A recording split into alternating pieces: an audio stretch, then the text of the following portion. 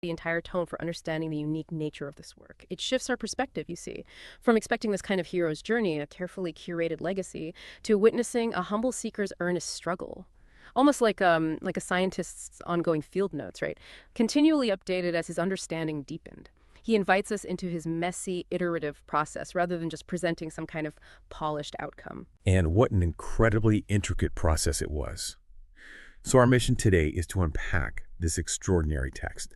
We want to go far beyond the well-known historical facts, really, to extract the key insights into Gandhi's profound philosophy, his incredibly personal journey, and, well, why these experiments continue to resonate so powerfully across the globe. We're going to discover how one man's relentless, almost scientific pursuit of truth, right down to the smallest, most intimate details of his daily life, how that reshaped a nation, and how it inspired movements for justice and freedom across the entire world.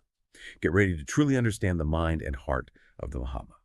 Okay, so let's begin by tracing the origins of this remarkable and deeply personal document. This wasn't something he simply sat down to write all at once like a conventional memoir, was it?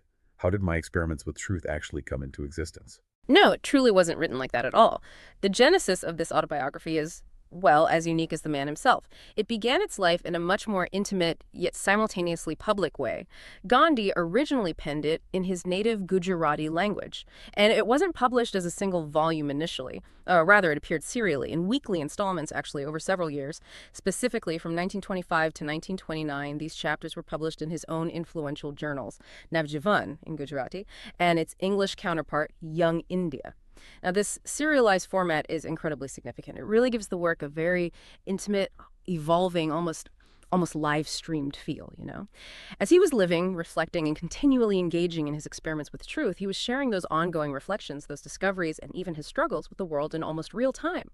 Later, recognizing its universal appeal and importance, his very close associate, Madhav Desai, undertook the monumental task of translating it into English. And that, of course, ensured its reach to a truly global audience. That serialized format is such a crucial detail because it vividly underscores Gandhi's core intent, doesn't it?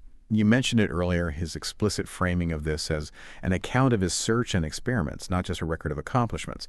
When you really lean into that distinction, why is it so incredibly important for us as readers today? What does it tell us about his fundamental approach to life, to leadership, and maybe even to spirituality? That phrasing is absolutely foundational. It really is.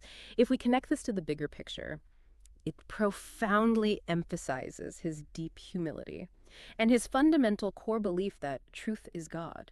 This isn't a boast, you see, or some celebration of ego. It's an incredibly deep, often painful, and unflinchingly honest introspection. Gandhi doesn't shy away from revealing his own vulnerabilities, not at all. He openly